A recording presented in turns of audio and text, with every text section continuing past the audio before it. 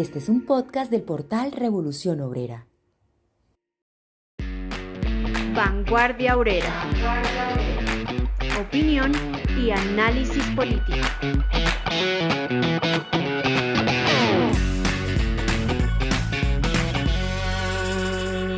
Bienvenidos, hoy estamos en el episodio 231 de Vanguardia Obrera. Es un día muy especial, es martes 28 de abril del año 2026. Saludo a los compañeros de mesa, ¿cómo se encuentran? Gracias, Ricardo, buenas noches para todos, para la mesa, para el equipo técnico y para nuestros seguidores. Muy buenas a mis compañeros de la mesa, un saludo y un abrazo fraternal a nuestra audiencia. En un artículo del periódico Revolución Obrera del 17 de abril de 2024 se escribió lo siguiente: el preso político del levantamiento popular no es un vándalo. Ser preso político es sinónimo de lo nuevo, del futuro, de revolución. Es estar en contra del sistema de explotación y opresión capitalista, cuyo Estado burgués en Colombia ha descargado todo el peso de su violencia estatal contra el pueblo trabajador, contra los pobres del campo y la ciudad. Todo esto en aras de mantener sus privilegios y ganancia. De allí que una vez más ha pretendido escarmentar a los dirigentes y los jóvenes por haberse atrevido a levantar contra el podrido Estado burgués. Ese artículo tituló: Le exigimos al gobierno de Petro la libertad de los presos por luchar. Para el día de hoy nosotros teníamos pensado, dentro de la programación que traíamos, analizar el programa de gobierno de Iván Cepeda. Sin embargo, este acontecimiento, sobre todo, de que hoy, 28 de abril, se conmemoran 5 años de ese glorioso levantamiento popular del 2021, pero además de eso, porque estamos cerquita de la conmemoración del 1 de mayo, que es este próximo viernes, pues hemos optado porque lo de Cepeda, si todo nos va bien de aquí para allá, lo desarrollaremos el próximo martes 12 de mayo y bueno, depende cómo vayan esos acontecimientos. Hoy entonces vamos a hablar de ese levantamiento popular, de ese levantamiento que precisamente hace 5 años ocurrió algo, creo que para todos inesperado, porque el pueblo colombiano se levantó en contra de ese llamado paquetazo de Duque y en particular contra la reforma tributaria de ese entonces. Con absoluta seguridad podemos decirlo que si eso no hubiera sucedido en ese momento, no estaríamos precisamente ahorita con la candidatura de Cepeda. Pues fue ese hecho histórico en que ese preciso suceso que se presentó en ese momento desencadenó una crisis gubernamental de grandes proporciones e incluso muchos llegamos incluso a considerarla que no solamente se había presentado una crisis de gobernabilidad, sino que había habido una situación revolucionaria que obligó a los capitalistas a ceder el gobierno para entregárselo en algo que no había pasado aquí en la historia de Colombia, entregárselo a esos gobiernos que se llaman de izquierda para apaciguar esa furia de las masas. Hoy entonces hablaremos aquí en la mesa de trabajo de ese hecho tan importante de hace 5 años, de sus causas, de qué fue lo que pasó, de las enseñanzas que podemos traer de ese gran levantamiento popular que sin duda alguna, hay que decirlo, es un acontecimiento de la mayor importancia para la historia política de este país. Lo más destacado de la semana. Hola amigos, soy Leonardo y esto es lo más destacado de la semana. La guerra entre Irán, Estados Unidos e Israel entró en una fase crítica de presión máxima. El Comando Central de los Estados Unidos confirmó la implementación de un bloqueo naval total sobre los puertos iraníes, logrando detener casi por completo el comercio marítimo de la República Islámica. Este movimiento responde a la reciente escalada que dejó un saldo de 15 militares estadounidenses muertos y la pérdida de un caza F-35. Por su parte, Irán mantiene el control sobre el estrecho de Hormuz por medio de la colocación de minas, el uso de lanchas rápidas y drones y la incautación de buques. Mientras tanto, en Islamabad, Pakistán actúa como mediador de emergencia en unas negociaciones que aún no se destraban. Y en el Líbano, el genocida sionista Benjamín Netanyahu aumenta la cuenta de civiles asesinados por Israel, que ya va en 2.509 civiles. De otro lado, el nuevo informe de armas del Instituto Internacional de Investigación para la Paz de Estocolmo, revelado este lunes 27 de abril, confirmó que los imperialistas sostienen una carrera armamentista sin precedentes. El gasto militar mundial alcanzó la cifra récord de 2,88 billones de dólares, un aumento del 2,9%. Lo más inquietante es el crecimiento en Asia y Oceanía, con un disparo del 8,1%, el mayor desde 2009, impulsado por el pulso entre China y Estados Unidos. Esta tensión ya no solo se siente en el mar del sur de China, sino que llegó a nuestra región. En las últimas horas, los embajadores de ambas potencias se enfrentaron duramente por la venta de 24 aviones de combate F-16 a Perú, una transacción de 3.500 millones de dólares que Beijing ve como una provocación en su zona de influencia económica. Mientras tanto, Rusia y China consolidan su asociación de coordinación estratégica, cumpliendo 30 años de alianza, cerrando filas contra el bloque occidental en escenarios como Venezuela y el Ártico. Los imperialistas continúan con sus preparativos de guerra mundial por un nuevo reparto del planeta para tratar de salir de la profunda crisis en la que se encuentra el capitalismo. Y en Colombia, según el último reporte de Indepaz, ya se suman 48 masacres en lo que va de 2026, la cifra más alta de la última década. El atentado en la vía panamericana, que dejó 20 muertos y 36 heridos, es el detonante de una crisis de seguridad que ya impacta directamente la campaña presidencial. A poco más de un mes de la primera vuelta al 31 de mayo, el debate se centra en el aspecto de la seguridad en el país. El presidente Petro calificó estos ataques como una estrategia de la extrema derecha para retomar el control social. Por su parte, candidatos como Abelardo de la Espriella y Paloma Valencia arreciaron sus críticas, señalando que el deterioro del orden público es el resultado de una paz sin autoridad. Mientras tanto, Iván Cepeda intenta mantener el discurso de la salida negociada. Lo que sí es cierto es que es necesario rechazar por parte del proletariado esos atentados terroristas en los que el pueblo es el que pone los muertos, y a su vez comprender que es con esos atentados que la derecha busca venderle miedo al pueblo para que éste compre seguridad en las urnas. Estas fueron las noticias en Vanguardia Obrera.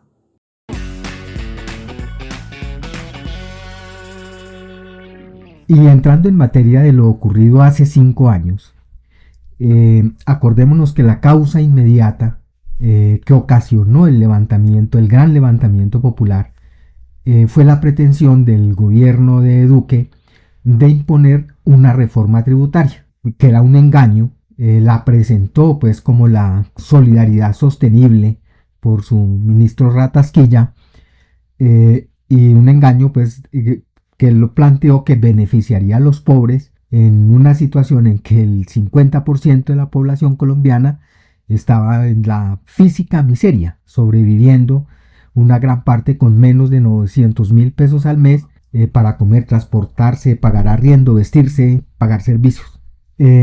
Aún así pretendía con esa reforma gravar con el IVA, el impuesto al valor agregado, más productos de la canasta familiar, y es tan cínico el tipo, que al momento de hablar de la situación pues de la gente, ni siquiera este perro sabía cuál era el precio de los huevos, un producto básico del consumo de los trabajadores, ya que no hay es la única fuente de proteína animal, porque no hay plata, o no había plata pues en ese momento, más exactamente, ni siquiera para comprar pollo. Eso fue lo inmediato, pero indudablemente eso venía más de atrás. Y viene más de atrás, y no solamente pues aquí en Colombia, sino en el mundo, y tiene que ver con la crisis económica del capitalismo mundial, que viene desde el 2008. Se presentó la situación pues agravada con la pandemia, que golpeó pues muy fuerte, y especialmente pues a la juventud, y que ha venido perdiendo pues derechos o conquistas pues que había alcanzado la clase obrera en más de 50 años de lucha. Y bueno, esto ocasiona un fenómeno muy especial, y es que los jóvenes se convierten pues en la vanguardia, marchan a la vanguardia pues de de los trabajadores pues en lucha, y no fue únicamente y exclusivamente pues en el 2021, sino que venía desde el 2019. Acordémonos que era en esa época la lucha contra el paquetazo de Duque, y correspondía incluso con un fenómeno que era mundial. Acordémonos lo que pasó en Hong Kong, en Pakistán, en Irak, en Líbano, en Irán, en Francia, en el Reino Unido, en Cataluña, en Chile, Perú, Ecuador, Colombia, por mencionar pues algunos, por no hablar de lo que pasó en Estados Unidos, por ejemplo. Es cierto, José, y también todo ese asunto que venía ahí cocinándose, pues generó una situación cada vez más desigual, entre las clases, pues los poseedores y la clase obrera que solo tienen su fuerza de trabajo para vender. Y eso llevó a que Colombia, incluso en esa época, fuera catalogada como uno de los países más inequitativos del mundo, después de Haití, incluso en América Latina. Y efectivamente, como usted dice, José, golpeó muchísimo a los jóvenes que no veían ninguna perspectiva, falta de oportunidades, de formación, de trabajo, etcétera, etcétera. E incluso decían, en medio de todo lo que se presentó, una dirigente reconocida de la primera línea, a quien llamaban la Mona, durante ese levantamiento popular en Puerto Resistencia, decía: se metieron con la generación que no tiene nada que perder. Aquí nadie tiene casa ni trabajo, solo tenemos Puerto Resistencia. Entonces los jóvenes efectivamente se pusieron a la vanguardia. Y como dices tú, ya esa bomba social que explotó el 28 de abril del 2021 ya estaba precedida por varios acontecimientos, pero además por el terrorismo de Estado, ¿no? Estaban los 6.402 crímenes de Estado, que llaman falsos positivos, la masacre de los jóvenes, 13 jóvenes el 9 y 10 de septiembre, recordemos, en el 2020 en Bogotá, en los CAI, que fue todo esa batalla campal contra los CAIs, toda esta violencia y brutalidad policial que principalmente efectivamente ha afectado a los jóvenes y que se agudizó durante ese paro nacional y después del paro nacional, que venía desde 2019. Entonces, frente a esa situación, los jóvenes aprendieron y asumieron el papel no solamente de proteger a los manifestantes, organizándose en sus primeras líneas y demás, sino de dirigir la lucha. Sí, hay otro aspecto que me parece a mí importante de recordar de esas condiciones que había, y era que toda esa crisis general que había del capitalismo, y que, como todos sabemos, siempre se descarga sobre los trabajadores y sobre la juventud, se multiplicó de una manera exponencial con la pandemia, ¿sí? Y rápidamente se pudo ver que las ayudas que había del gobierno, y eso no solamente aquí en Colombia, sino que se veía a nivel mundial, las ayudas del gobierno iban a parar no a la gente, no al pueblo, fundamentalmente, sino era sobre todo al capital financiero, ¿no? ¿Sí? Especialmente al capital financiero, mientras la gente vivía en la miseria. Incluso la gente le tocaba pues con los trapos rojos, con los trapos rojos, ponían pues pidiendo comida, pidiendo ayuda, pidiendo medicina, pidiendo atención, ¿sí? Y en medio de esa situación viene, además de eso, entonces la oportunidad para el gobierno de encerrar a la gente, porque lo hacían claramente para eso, ¿no? Para mantenerlos encerrados, que no protestaran y que se murieran de física hambre, pues en eso, ¿no? Y en medio de eso, entonces, el gobierno viene con esa reforma de Carrasquilla, y todo eso se vuelve es como una olla a presión, ¿sí? Que es lo que desencadena ese gran levantamiento, ¿sí? Y es donde se ve pues ese fenómeno. Y por eso se presenta no solamente en Colombia, sino en muchas otras partes, ¿no? Es esa agudización extremada de las condiciones. Y claro, obviamente, unos de los que más sienten eso, pues es la juventud. Son los jóvenes que buscan oportunidades, que quieren algo nuevo, que quieren salidas, que tienen alternativas, y que el gobierno aplica pues la lógica de al caído caerle, ¿sí? Así es, Ricardo. Hay otro asunto que a mí me parece que de una u otra manera también influyó, y es que por lo menos en Colombia el llamado de las dirigencias sindicales, en especial de las centrales, cuando hay este tipo de atentados, ¿sí?, contra el pueblo en cuanto a la legislación y a las reformas, se queda en un día de paro y que ni siquiera es parar, sino marchar. Es ¿sí? una jornada. Es una jornada de protesta y se quedaba en jornadas de protestas y en jornadas de protestas y la gente se mamó, el pueblo se cansó de eso y entonces ese 28A ellos llamaron a una jornada de protesta. La gente dijo, sí, listo, pero vamos a llevar eso más allá. El pueblo se puso al frente de eso y no se quedó con ese día de protesta, sino que en últimas estalló una bomba social y un paro indefinido prácticamente. Entonces eso también ya venía, la gente ya no veía salidas, pues el pueblo trabajador, los jóvenes, los obreros, ya no veían salidas ahí y con esas jornadas de protesta que en últimas es marchar por la séptima hasta la plaza, llegar y todos para su casa, que en últimas no consigue absolutamente nada. Pero no, aquí lo que toca es parar, ir a los barrios, ir a las calles de las principales ciudades del país. No comieron de amenazas del gobierno en absoluto, ni del SMAT que empezó a golpear durísimo tampoco, ni nada, ni del Comité Nacional de Paro, que en últimas nunca ha hecho un paro, ¿sí? Sino que la gente salió con firmeza ese 28A y se mantuvo en un levantamiento social sostenido que logró con esa fuerza contundente que 5 días después, y aunque eso se extendió mucho más, ¿no?, renunciara el ministro de Hacienda. Y que Duque retirara el proyecto de reforma tributaria, ¿no? Ajá. El hecho pues mismo demuestra una lección muy importante que las clases dominantes siempre tratan de ocultar, de barrer, porque ya varias semanas después estaban también en campaña, acuérdense, Petro dijo, pasó la hora de vamos a la movilización, no a los bloqueos, no a las barricadas, sí a la movilización y vamos a resolver esto desde el gobierno. Es decir, las exigencias del pueblo vamos a resolverlas desde la presidencia. Y el hecho contundente es que la renuncia de Carrasquilla, la retirada del proyecto de la reforma tributaria muestra contundentemente que la movilización sí puede arrancarle e incluso frenar a las clases dominantes y está por encima y muestra mejores resultados que los miles de debates en ese establo que llaman Congreso. Ojo, pero la movilización que afectó la producción, ¿no? Sí. Porque la movilización por la séptima no, que a la que nos tenía acostumbradas las centrales, no.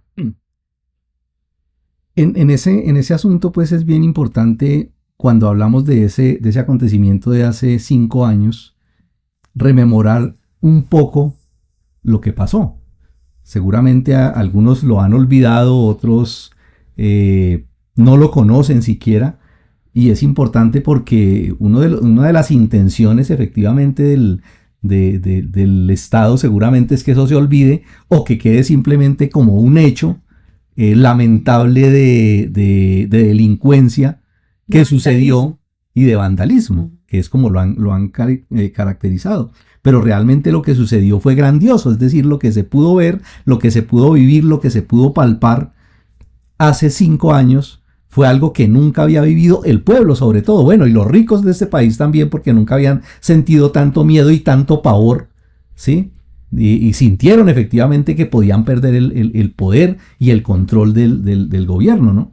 Y de todo, y del Estado. Es decir, fue una condición muy especial en esa historia, y por eso hay que recordar precisamente que una de las cosas importantes que sucedió ese 28 de abril fue que, sobre todo en los barrios surgió como de la nada una fuerza, surgió de manera espontánea, de manera abrupta, de manera explosiva y de manera generalizada en los barrios de las principales ciudades del país, una fuerza que objetivamente era clase obrera.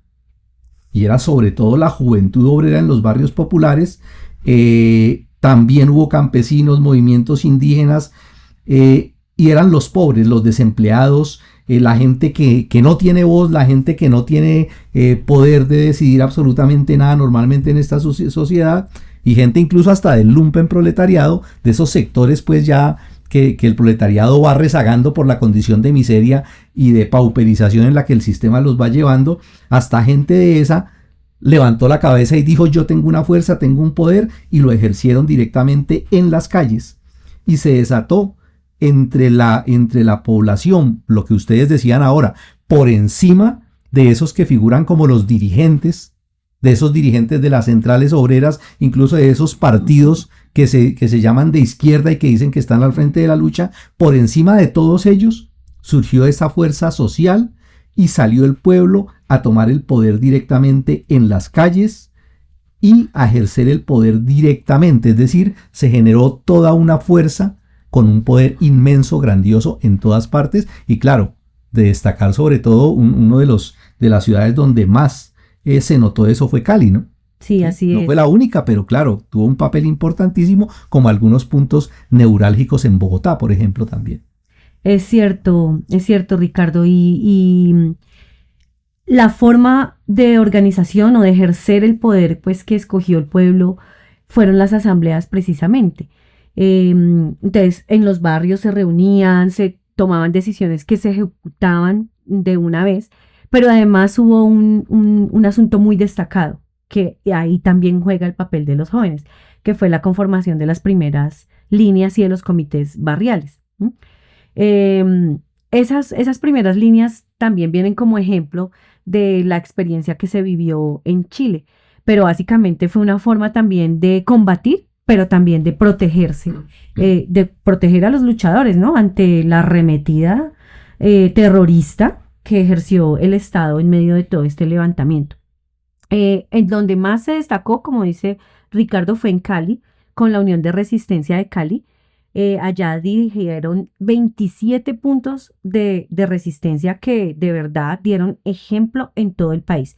Claro, ya después eso, como empezaba a andar ya todo el asunto de elecciones y todo, pues fue permeado por dirigentes pues que ya estaban con un candidato, por la pequeña burguesía, y se fue desviando el camino de la lucha hacia el camino institucional. Pero definitivamente lo que se vivió allá fue verdadero poder popular.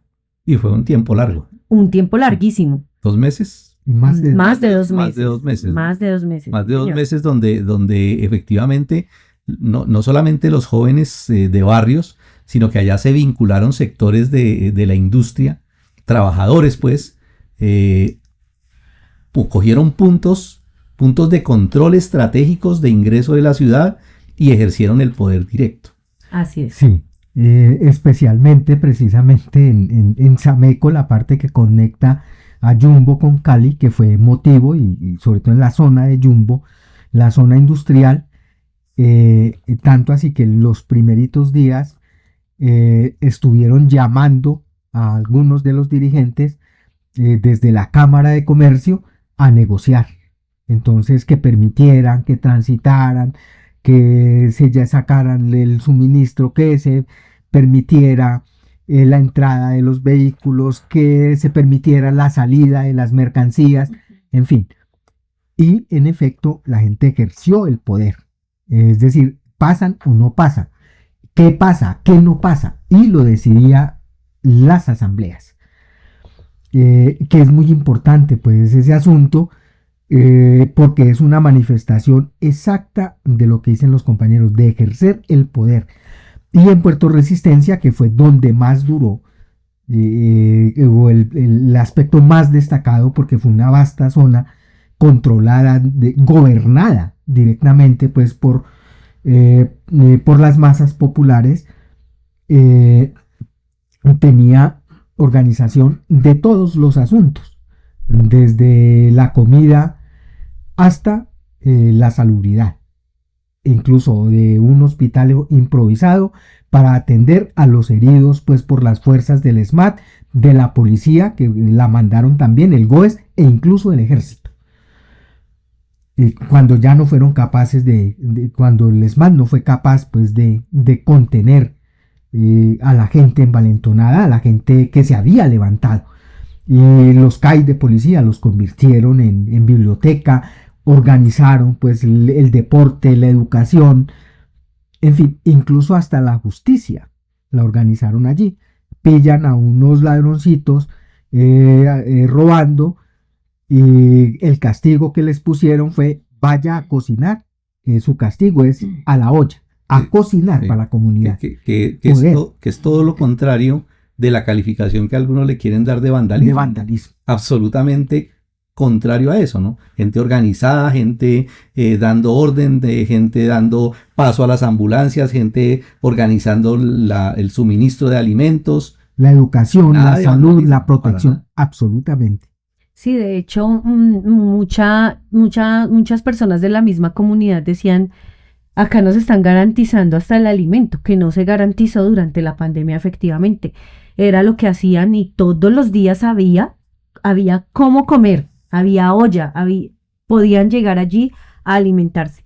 Otro asunto y otro hecho destacado que me parece importante mencionar es la exacerbación del terrorismo de Estado, efectivamente. Que esa sí es la cara del vandalismo, ¿no? Esa Si sí es la hablamos cara del vandalismo, del el vandalismo quedó claro que venía era de la una cosa contraparte. terrible, todo lo que se escuchó, hasta torturas, jóvenes asesinados, descuartizados, perseguidos, encarcelados y demás. Y de hecho, la ONG, no, y muchas ONG sacaron sus informes, pero digamos que el que La más. propia ONU, Exacto. de Derechos Humanos de la ONU, da un reporte pues de lo que pasó. Exacto.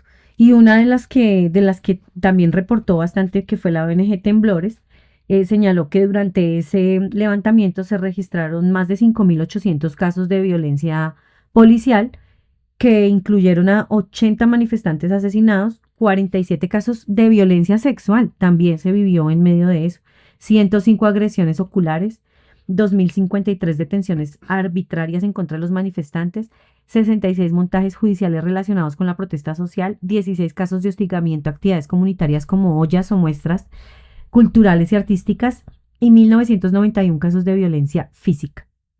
El 61,25% del total de los asesinados por el terrorismo de Estado y paramilitar fueron jóvenes entre 18 y 33 años, ¿sí? Entonces, fue prácticamente una exacerbación, una agudización del terrorismo para intentar detener de todas las maneras posibles este levantamiento popular. ¿Y cómo les salió? ¿Y con qué lo pudieron hacer? ¿Sí?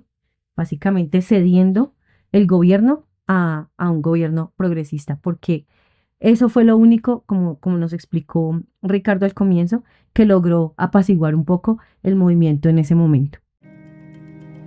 Sus mensajes, comentarios, opiniones y sugerencias son muy importantes para el desarrollo de este podcast, así como sus aportes materiales para sostenerlo.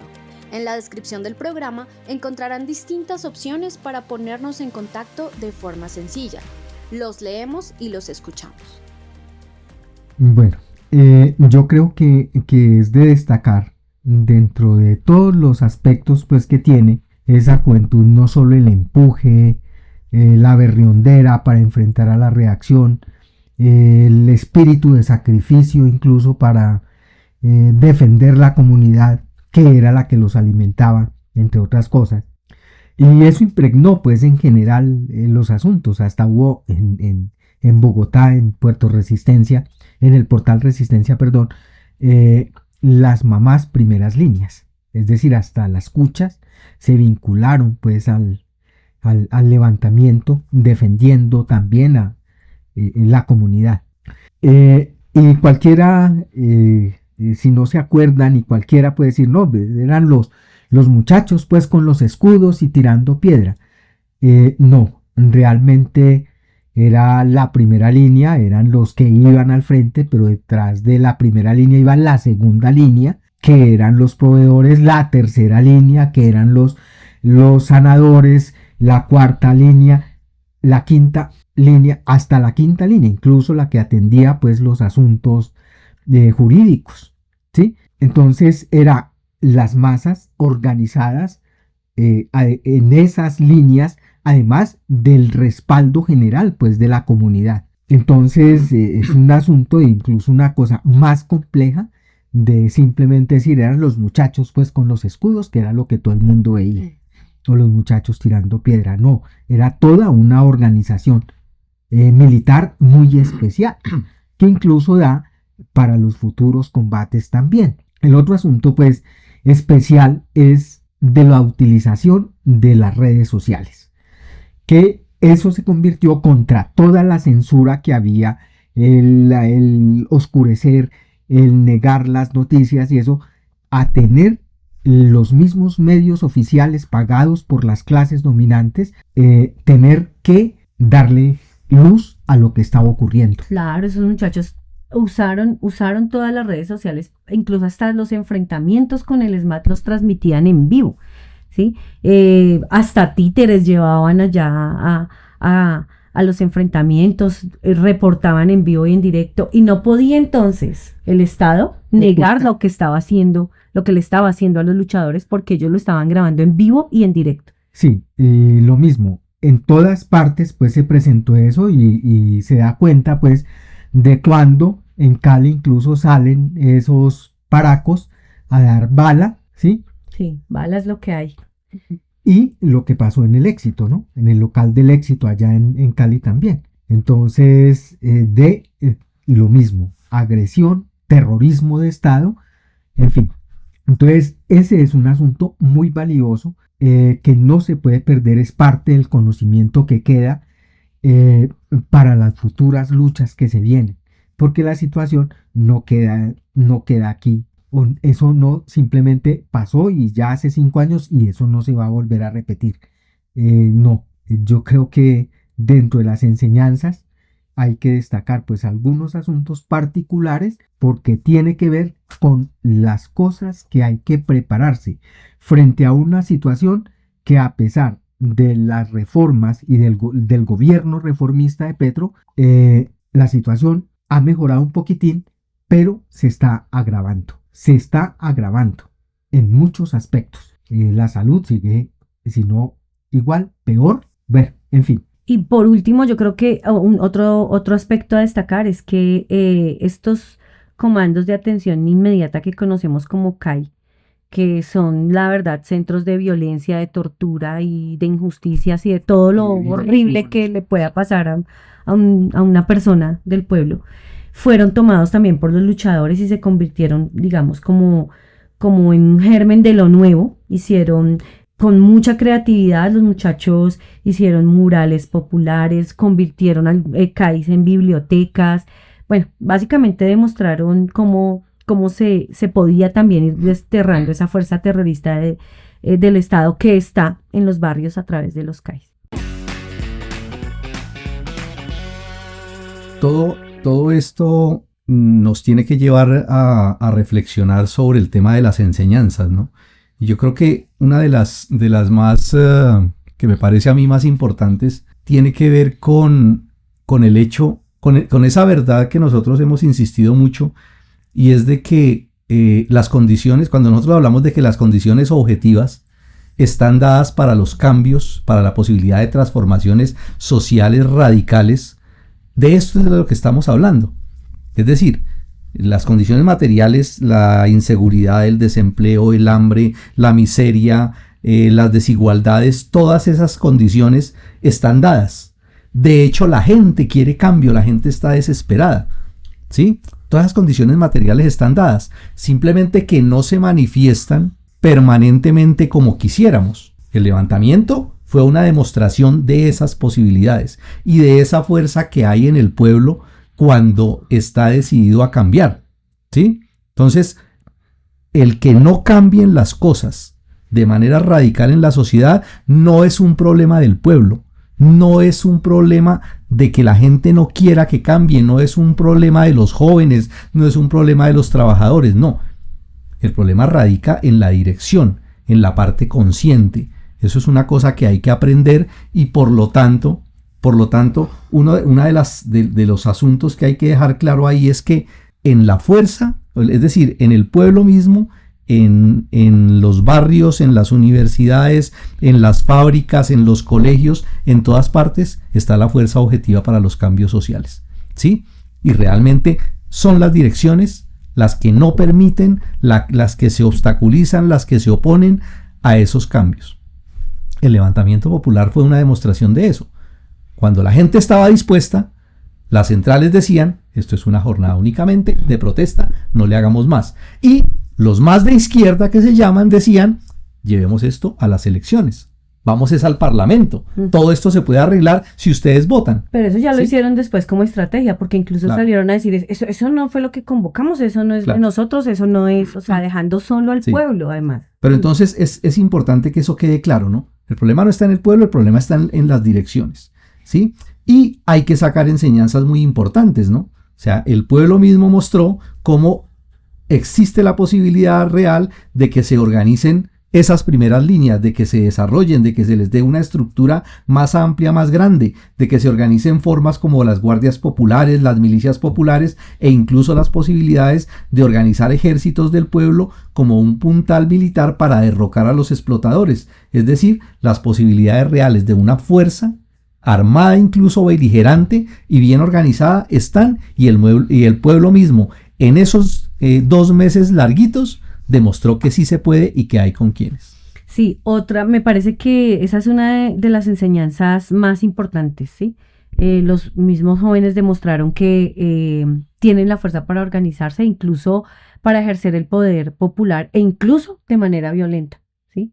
Y todo eso toca canalizarlo, volverlo carne propia, sintetizarlo para que sea parte de la experiencia en futuras luchas. Pero también, como parte de las enseñanzas y de la experiencia que nos dejó este levantamiento popular, está la necesidad de organizarnos, ¿sí? De organizarnos de todas las formas posibles, ¿sí? En frentes de clases revolucionarias, donde exista la alianza entre obreros y campesinos, en comités de lucha, organizarse en comités campesinos, las mujeres también organizarse de manera revolucionaria, bueno, etcétera, etcétera, la juventud, los desempleados, es decir, todos los desposeídos, la necesidad de organizarnos, no solamente para la lucha aquí por nuestros derechos, por nuestras reivindicaciones, sino también para la solidaridad internacionalista. Sí, y hay un factor que creo yo que hay que tener en cuenta, y es, a pesar de que el movimiento sindical se supone es la parte más organizada, con más experiencia, realmente en el paro, en el levantamiento popular, se vio que el movimiento sindical, excepto por las cúpulas, que incluso algunos de esos bandidos tildaron como vándalos a los muchachos y llamaron a que los judicializaran, ¿sí? Y posaron pues de disque dirigentes del movimiento. Realmente el movimiento sindical quedó a la cola, teniendo la experiencia, pues la mayor experiencia de organización. Y plantea pues el asunto de que se necesita reestructurar ese movimiento sindical para que pueda jugar un papel más importante. Los compañeros sindicalistas consecuentes, y eso se vincularon a la lucha, por supuesto, pero no como organizaciones sindicales. Incluso estuvieron, me comentaban pues en alguna ocasión algunos compañeros que en Cali se vincularon a los puntos de resistencia, y en algunos de esos incluso estuvieron en las primeras líneas y les tocó enfrentarse también pues a las fuerzas represivas, ¿sí? Pero así, simplemente contribuyendo y a manera individual, no como una organización. Sí, sin el respaldo organizativo de sus no como la organización, ¿sí? Lo que sí hizo el movimiento indígena. Entonces, que sí se desplazó en ese caso concreto a Cali y se encargó y fue parte pues de la gente que ayudó incluso a apaciguar los ánimos allá. Y eso hay que decirlo con todas las letras, porque ellos tenían ya el proyecto de llevar a Petro a la presidencia. Ellos le comieron el cuento a Petro y se juntaron pues junto con los intelectuales pues de las universidades para apaciguar pues el estado de ánimo pues de los muchachos. Y hay que tener en cuenta eso. El movimiento sindical puede jugar un papel, pero se necesita su reestructuración, es decir, conquistar la independencia de clase, que es lo que se ha perdido es decir, abandonar esa política de conciliación de clases, que es lo que le ha hecho mucho daño y que ha permitido incluso que se impongan las reformas antiobreras. El otro asunto, creo yo, importante que se ratifica y la gente lo vive pues en carne propia en ese levantamiento, es el tema del Estado. El Estado, que es ese aparato que cuando hablamos de elecciones sobre todo, se muestra como un aparato, como un árbitro imparcial, ¿no? Es decir, el Estado sí se puede ganar a través de las elecciones y poner en las estructuras del Estado y todos los aparatos del Estado a legislar en favor del pueblo. Esa es una ilusión, ¿no? Es el sueño pues de muchos cuando vamos a elecciones, ¿sí? Y en el levantamiento popular queda evidente, queda demostrado para qué es el Estado, es decir, el carácter represivo del Estado y cómo se materializa, se ejecuta en toda la línea el terrorismo, donde planean, es decir, ante el pueblo organizado, el pueblo movilizado, el pueblo ejerciendo el poder, hay que decirlo de manera pacífica, porque ellos toman el poder sin las armas ni nada, sino simplemente dicen, vamos a administrar todas las cosas aquí de acuerdo a nuestras necesidades, que eso es completamente legítimo en una sociedad. El Estado, ¿cómo reacciona frente a eso? Es decir, ejecutan el terrorismo más violento con todas las cifras pues, de muertes que presentaba ahora la compañera Adela, y con toda esa persecución que se viene incluso después del levantamiento, ¿no? Los presos por luchar, si mal no recuerdo, hay más de 40 todavía detenidos y varios los han asesinado y ha seguido pues esa persecución, ¿no? Entonces esa característica, con sus medios de comunicación de bolsillo desprestigiando la lucha directa, calificándolos de falsos, de terroristas, de vándalos. Es decir, toda una campaña de propaganda a través de los medios de comunicación manejados por ellos y generando un terror realmente, actuando como voceros y como altoparlantes de toda esa propaganda siniestra, cuando incluso en el levantamiento popular quienes ejercieron ese terrorismo era gente de esa abierta derecha que iba incluso a asesinar, a perseguir, a masacrar pues a los muchachos, pero el Estado muestra pues toda esa estructura y toda esa excrescencia que tiene de aparato, de dominación, de opresión y de represión contra el pueblo. Y ahí va otra enseñanza, Ricardo, porque en contraste a lo que es ese Estado burgués, ¿sí? Estuvo la capacidad que tuvo el pueblo, ¿sí? de gobernar, ¿sí? De ejercer poder a través de las asambleas populares, de deliberar, de ejecutar, en las calles, en la vía, en donde fuera, ¿sí? De garantizar, como ya dijimos, alimento, de organizarse, de decir quién pasa, quién no pasa. O sea, ahí el pueblo se dio cuenta, ¿sí?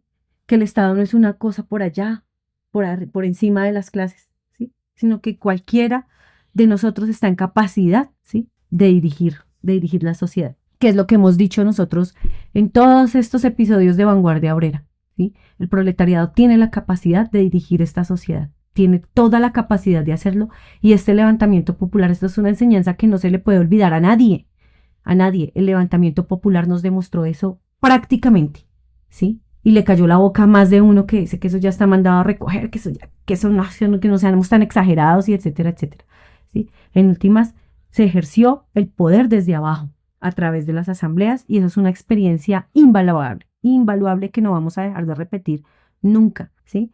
Y por eso también en esa crisis de gobernabilidad, por allá arriba dijeron, no, eso toca pararlo ya como sea, y toca apaciguarlo como sea, porque la gente ya se estaba dando cuenta que no necesitábamos a esos gobernantes, no los necesitábamos. Entonces, ese es un punto muy clave que siempre tenemos que recordar cada vez que hablemos del levantamiento popular en Colombia. Yo creo que hay que enfatizar pues, en lo que decía Ricardo y Adela. Por un lado, el Estado salió a hacer lo que ha hecho siempre históricamente. Y cuando el pueblo está inconforme, se levanta, es el terrorismo de Estado, es decir, defensa a sangre y fuego de los privilegios de las clases parásitas dominantes. Se repitió aquí, en medio del levantamiento popular, lo que ya habían hecho en la huelga del 63 en Cementos El Cairo, lo que habían hecho en el 49 con el asesinato de Gaitán, después del 9 de abril, lo que habían hecho en el 28 en la huelga de las bananeras. Aquí vuelve y se repite ya en un ámbito mucho más grande. Defensa de los privilegios de los explotadores de las clases holgazanas a sangre y fuego, bala, cárcel, desapariciones, tortura, encarcelamiento, violaciones, de cuánta cosa. Y de parte del pueblo, entonces, el otro aspecto de un aparato pues como el establo parlamentario lleno de parlanchines, ¿sí? Cobrando millonadas para hacer nada, y el pueblo en las asambleas decidiendo, es decir, legislando y ejecutando al mismo tiempo. Se dice, se discute una cosa, se aprueba y se ejecuta. Así tiene que ser el poder obrero. Así es, ese es el poder obrero. Eso fue lo que nos enseñaron incluso los obreros desde la Comuna de París. Yo creo pues que es sobre ese peligro donde eso persista y se mantenga lo que asustó pues a las clases dominantes. Y Petro sirvió precisamente como comodín para apagar el levantamiento popular y convencer, y terminó convenciendo ante la falta de una dirección, como decía Ricardo, ante la falta de un partido revolucionario que dirigiera a todo ese contingente, a ese pueblo que estaba levantado. Llegó un tipo y canalizó eso, prometiendo que iba a resolver las exigencias del levantamiento popular. Claro, y es que ese asunto es bien importante porque efectivamente había la condición material y cristalizada y mostrada en carne viva de que la gente quería cambio y estaba dispuesta a darlo todo, la vida. Es decir, estaba dispuesta a ir hasta donde fuera necesario para cambiarlo todo si había pues esa disponibilidad, esa disposición del pueblo era clara y contundente. ¿Qué pasó? La enseñanza es que sin una organización política y sin un programa claro, eso no es posible. Es decir, sin que existiera una dirección política, un partido que aglutinara a las masas y que canalizara esa energía de ese estallido, lo que sucedió fue que se dispersaron y fácilmente toda esa energía fue canalizada hacia las salidas institucionales y electoreras. Es decir, se diluyó eso y la gente se fue desmovilizando, fue olvidándose de su fuerza directa y organizada y simplemente fue a meter el dedo, a marcar, pues ahora es a marcar con la X, el tarjetón, ¿sí? Es decir, se perdió eso. Pero además de eso, lo otro importante, de que es importante que exista un programa. Es decir, una plataforma que diga, nosotros nos levantamos para conquistar estos 3, estos 4, estos 10 puntos y el levantamiento no se termina hasta que no los obtengamos. Si la gente tiene claro eso, con mayor contundencia y disposición, no se desmoviliza. Una de esas, por ejemplo, la libertad de los presos.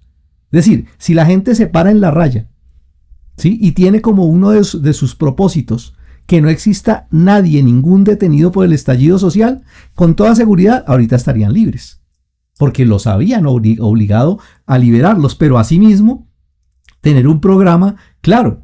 Y a propósito de eso, pues la organización política, la Unión Obrera Comunista, con el periódico Revolución Obrera, tienen un programa para la revolución en Colombia, pero incluso han puesto un programa que lo llaman un programa inmediato, ¿sí? Con esa plataforma, que es la que tiene que empuñar el pueblo para que digan, nos levantamos y no paramos el levantamiento hasta que eso no se resuelva. Algunos puntos de esos: por la vida y la libertad, poniendo fin al terrorismo de Estado, la disolución del ESMAD y todos los destacamentos de fuerzas paramilitares, educación pública, universal y gratuita, que no se quede eso en palabras, sino que sea un hecho, la vivienda digna para todo el pueblo, protección especial para las mujeres y los niños, contra el hambre con alza general de salario, subsidio y desempleo y subsidio a los desempleados y a los subempleados. Acabar, una cosa que debería ser elemental y que no debería suspenderse un levantamiento hasta que no se acabe eso. Acabar con la privatización de la salud, acabar con las EPS y crear un solo sistema de salud para todo el pueblo, un solo sistema.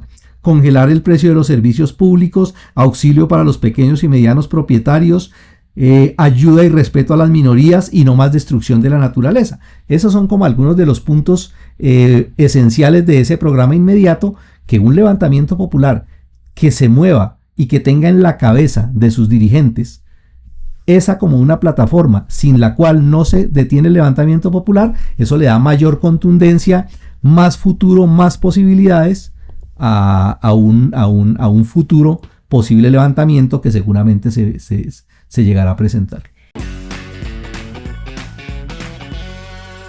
Sí, efectivamente, compañeros de mesa, todo lo que hemos recordado hoy, que además a mí me llena de mucho entusiasmo revolucionario, porque sabemos cuál es la tendencia y porque esto no se ha acabado, la crisis se agudiza cada vez más en todo el mundo, no solo en Colombia. Y esto que hemos analizado hoy, que hemos recordado, y las enseñanzas también que hemos sintetizado, dan cuenta de que no vamos a empezar de cero, sino de que tenemos ya un aprendizaje, de que sabemos cuáles son las formas organizativas, de que sabemos cuáles son las formas de lucha, de que sabemos en qué nos toca mejorar, en qué nos toca alistarnos, en qué nos toca aprender también, ¿sí? Pero tenemos una experiencia ya recorrida y han sido nuestros hijos, ¿sí? Los hijos de este pueblo los que marcaron el ejemplo en este levantamiento. Entonces es un asunto muy valioso y por eso hoy quisimos dedicar este programa a enarbolar la lucha de los caídos y de los que siguen todavía en las mazmorras del Estado. Y bueno, para cerrar, compañeros de este programa, queremos invitarlos a salir este 1 de mayo a levantar las banderas de nuestra clase. Es el Día Internacional de la Clase Obrera, un día internacionalista y revolucionario que más que nunca pues debe ser muy combativo, ¿sí? Sobre todo en medio de estos preparativos de guerra que nos hace ver un panorama bastante negro, pero que seguramente si nosotros comprendemos la importancia de organizarnos y de juntarnos a nivel internacional y también de avanzar hacia la construcción de nuestro destacamento de vanguardia aquí en Colombia, seguramente ya no se va a ver tan negro ese panorama. Los comités pro 1 de mayo han estado trabajando durante todo este tiempo para preparar esa jornada como se debe, ¿sí? No para salir a decir voten o no voten, sino para exaltar el carácter internacionalista y revolucionario de este 1 de mayo. Entonces, sabemos que en Bucaramanga la convocatoria está para las 8 de la mañana en la calle 36 con carrera 12, este 1 de mayo. Sabemos también que en Manizales la convocatoria está para las 9 de la mañana en la Torre de El Cable. Para 28 de abril a las 6:30 de la noche habrá una reunión virtual con los compañeros de impulsores del bloque internacionalista y revolucionario de Cali para cuadrar las tareas del 1 de mayo. Y en Bogotá la salida será a las 7 de la mañana en la Embajada de Palestina. Esas son las convocatorias que conocemos hasta el momento. Por supuesto que en el portal Revolución Obrera y en todas sus redes estaremos difundiendo todas las convocatorias que hayan. Y pues bueno, nos vemos, José y Ricardo, el 1 de mayo con el puño en alto. Allá nos vemos. Por supuesto que sí, Adela. Yo quisiera, pues, a pesar de que usted ya cerró, pero quisiera recordarles dos cosas. Por un lado, que estamos muy atentos, pues, a sus opiniones, a sus críticas y sugerencias. Por otro lado, no podría, pues, despedirnos sin reiterar el llamado a sumarse a las tareas en las que estamos empeñados. Es decir, necesitamos construir nuestro propio partido independiente y necesitamos construir la Asociación Mundial del Proletariado que nos permitan enfrentar con éxito esta alocada y convulsionada situación mundial que estamos viviendo. Solamente el proletariado, la clase obrera, puede ponerle freno a los imperialistas y puede ponerle frenos en la medida en que avance al triunfo pues de la revolución proletaria mundial. Y eso eso no es imposible. En todas partes del mundo todo el proletariado está marchando en esa dirección. Colombia no es ajena a esto, a pesar de que hayamos tenido un gobierno que ha apaciguado ánimos y cosas de esas, pero la situación se está agudizando cada vez más. Por supuesto que eso requiere el compromiso de todos, porque cada uno de nosotros tenemos un lugar desde donde aportar nuestro granito de arena, y cada uno de nosotros, a cada uno de nosotros nos corresponde decidir cómo y hasta dónde nos comprometemos con esto. Muchas gracias, compañeros, por escucharnos. Para mí una alegría pues compartir nuevamente con ustedes y con mis compañeros de mesa. Nos hablamos, nos conversamos, porque tenemos toda esta gente hermosa que mira el futuro con optimismo. Somos de ese ejército mundial que solo tenemos el mundo para ganar. Listo, muchas gracias. Y una última cuñita. Todo eso que han dicho los compañeros, objetivamente pues ustedes saben que vivimos en una sociedad donde hay que costear todas estas tareas. Los invitamos para que Vanguardia Obrera sea un canal de ayuda también para esos fondos. Invitamos a cada uno de los seguidores de este programa para que nos manifiesten su disponibilidad, su posibilidad de un aporte económico, que nos escriban a través de los contactos que tienen, y ya estaremos pues informando, estaremos reportando pues esos aportes económicos que nos hagan llegar, porque todo eso es bienvenido y todo eso se suma a esta causa común. Nos encontramos el 1 de mayo. Encuentren este y todos los episodios de Vanguardia Obrera también en YouTube. Recuerden seguirnos en Spotify y en las principales plataformas de podcast para no perderse ni un solo programa. También pueden compartir ese que más les gustó. Más contenido de interés en revolucionobrera.com.